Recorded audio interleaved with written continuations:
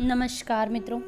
आज मैं आपको शिव महापुराण का 25वां अध्याय सुनाने वाली हूँ। मान्यता है कि श्रावण मास में शिव महापुराण की कथा को सुनने से महादेव अत्यंत प्रसन्न होते हैं। पार्वती बोली, जटाधारी विप्रवर, मेरा सारा वृत्तांत सुनिए। मेरी सखी ने जो कुछ कहा वे जो का तो सत्य है, इसमें कुछ भी असत्य नहीं। मैं मन, वाणी और क्रिया द्वारा सत्य कहती हूँ, असत्य नहीं। मैंने साक्षात पति भाव से भगवान शंकर का ही वर्ण किया है। यद्यपि मैं जानती हूँ वह दुर्लभ वस्तु भला मुझे कैसे प्राप्त हो सकती है, तथापि मन की उत्कंठा से विवश हो मैं तपस्या कर रही हूँ। ब्राह्मण से ऐसी बात कहकर माता पार्वती चुप हो गई। तब उनकी वह बात सुनकर ब्राह्मण रूपी शिव ने कहा। ब्राह्मण बोले, इस समय तक मेरे मन में यह जानने की प्रबल इच्छा थी कि ये देवी किस दुर्लभ वस्तु को प्राप्त करना चाहती है, जिसके लिए ऐसा महान तप कर रही है। किंतु देवी, तुम्हारी मुखार विंद से सब कुछ सुनकर उस अभिष्ट वस्तु को जान लेने के बाद अब मैं यहाँ तुम्हारे पास आ रहा हूँ। तुम्हारी जैसी इच्छा हो वैसा करो। यदि तुम मुझसे न कहती तो मित्रता निष्फल होती। अब जैसा तुम्हारा कार्य है वैसा ही उसका परिणाम होगा।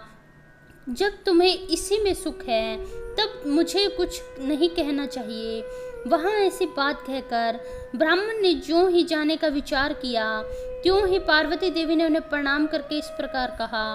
पार्वती बोली, विप्रवर, आप क्यों जा रहे हैं? ठहरिए, मेरे हित की बात बताइए। पार्वती के ऐसा कहने पर दंडधारी ब्राह्मण देवता रुक गए और इस प्रकार बोले, देवी, यदि तुम मेरी बात सुनने का मन है तो और मुझे भक्ति भाव से ठहरा रही हो तो मैं तुम्हें एक तत्व बता रहा हूँ जिसमें तुम्हारा हित ही हित है। महादेव जी के प्रति मेरे मन में गौरव बुद्धि है, अतः मैं उनके सब प्रकार से जानता हूँ, तो भी यथार्थ बात कहता हूँ। तुम सावधान होकर सुनो। वृषभ के चिन्हों से अंकित ध्वजा धारण करने वाले महादेव जी सारे शरीर में भस्म रमाए रहते हैं, सिर पर जटा धारण करते हैं, धोती की जगह बाघ का चर्म पहनते हैं और चादर की जगह हाथी की खाल उड़ते हैं। हाथ में भीख मांगने के लिए एक खोपड़ी लिए रहते हैं। झुंड के झुंड सांप उनके सारे अंगों में लिप्त रहते हैं। वे विष खाकर ही पुष्ट होते हैं। अभय भक्षी हैं। उनके नेत्र बड़े भद्दे हैं और देखने में डरावने लगते हैं। उनका जन्म कब, कहाँ और किससे हुआ यह आज तक ही प्रकट नहीं हो उसका। घर गृहस्थी के भोग से सदा दूर रहने वाले नंग धड़ंग घूमते हैं। वे भूत प्रेतों को सदा साथ लिए रखते हैं। उनके एक दो नहीं 10 भुजाएं हैं। देवी, मैं समझ नहीं पाता कि किस कारण से तुम अपना पति उन्हें बनाना चाहती हो। तुम्हारा ज्ञान कहाँ चला गया? इस बात को आज सोच विचार कर मुझे बताओ। दक्ष ने अपने यज्ञ में अपनी ही पुत्री सती को केवल यही सोचकर नहीं बुलाया कि वे कपालधारी भिक्षुक की भार्या है। इतना ही नहीं, उन्होंने यज्ञ में भाग देने के लिए सब देवताओं को बुलाया, किंतु शंभु को छोड़ा। सती उसी अपमान के कारण अत्यंत क्रोध से व्याकुल हो उठी। उसने अपने प्यारे प्राणों को ही नहीं छोड़ा, शंकर जी को भी त्याग दिया। तुम तो स्त्रियों में रत्न हो।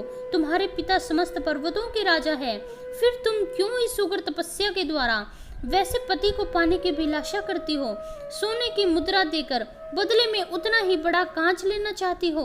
उज्जवल चंदन छोड़कर अंगों में कीचड़ लपेटना चाहती हो? सूर्य के तेज का परित्याग करके जुगनू की चमक पाना चाहती हो? महीन वस्त्र त्याग कर अपने शरीर को चमड़े से ढकने की इच्छा रखती हो? घर में रहना छोड़कर वनों में धूनी रमाना चाहती हो? तथा दिवेश्वरी, यदि तुम इंद्र आदि लोकपालों को त्याग कर शिव को पति रूप में पाने के लिए सज हो, तो तुम क्यों उत्तम भंडार को त्याग कर लोहे को पाने की इच्छा कर रही हो? लोक में इस बात को अच्छा नहीं कहा जाता। शिव के साथ तुम्हारा संबंध मुझे इस परस्पर विरुद्ध दिखाई देता है। कहाँ तुम, जिसके नेत्र पर फूल कमल दल के समान शोभा पाते हैं? कहाँ वो रुद्र जो 3 बद्दी आंखें धारण करते हैं? तुम तो चंद्रमुखी हो, शिव पंचमुखी हैं। तुम्हारे सिर पर दिव्य वेणी सर्पणी सी शोभा पाती है, परंतु शिव के मस्तक पर तो जटाजूट है और वह प्रसिद्ध ही है। तुम्हारे अंग में चंदन का अंगराग होगा और शिव के शरीर में चिता का भस्म। कहाँ तुम्हारी सुंदर मृदुल साड़ी और कहाँ शंकर के उपयोग में आने वाली हाथी की खाल? कहाँ तुम्हारे अंगों में दिव्याभूषण और कहाँ शंकर के सर्वांग में लिपटे सर्प? कहाँ तुम्हारी सेवा के लिए उद्यत रहने वाले संपूर्ण देवता, और कहाँ भूतों की दी हुई बलि को पसंद करने वाले शिव। कहाँ तो मृदंग की मधुर धमनी, और कहाँ डमरू की डिमडिम। कहाँ बहरियों के समूह की गड़गड़ाहट, और कहाँ अशुभ श्रृंगीनाद। कहाँ डगडाका शब्द, और कहाँ अशुभ गलनाद। तुम्हारा यह उत्तम रूप शिव के योग्य कदापि नहीं है।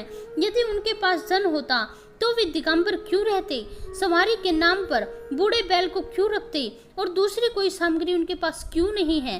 कन्या के लिए ढूंढे जाने वाले वर में जो नारियों को सुख देने वाले गुण बताए गए हैं, उनमें से एक गुण यह भी है, तुम्हारे पास प्रिय काम को भी उन हर देवता ने दग्ध कर दिया, और तुम्हारे प्रति उनका अनादर तो तभी देख लिया गया था जब वे तुम्हें छोड़कर चले गए। उनकी कोई जाति नहीं, उन्हें विद्या तथा ज्ञान का पता नहीं, पिशाच ही उनके सहायक हैं, विष तो उनके कंठ में ही दिखाई देता है। वे सदा अकेले रहने वाले और विशेष रूप से विरक्त हैं, इसलिए तुम्हारे हर को मन से त्याग देना चाहिए। क्या तुम्हारे कंठ में सुंदर हार, और कहाँ उनके गलों में नरमुंडों की माला। देवी तुम्हारे और हर के रूप आदि सब एक एक दूसरे से विरुद्ध है, अतः मुझे तो यह संबंध नहीं रुचता। फिर तुम्हारी जैसी इच्छा हो वैसा करो। संसार में जो कुछ भी है वह सब तुम स्वयं चाहने लगी हो, अतः मैं कहता हूँ कि तुम उस आसक्ति ओर से अपने मन को हटाओ, अन्यथा जो चाहो वह करो, मुझे कुछ नहीं कहना है। ब्रह्मा जी कहते हैं, नारद, यह बात सुनकर पार्वती शिव की निंदा करने वाले ब्राह्मण पर मन ही मन कुपित हो उठी और इस प्रकार कहने लगी। अगली कथा अगले अध्याय में। यदि आपको ये वीडियो पसंद आ रही है तो मेरे चैनल को सब्सक्राइब करें, वीडियो को लाइक करें और शेयर भी अवश्य करें। धन्यवाद।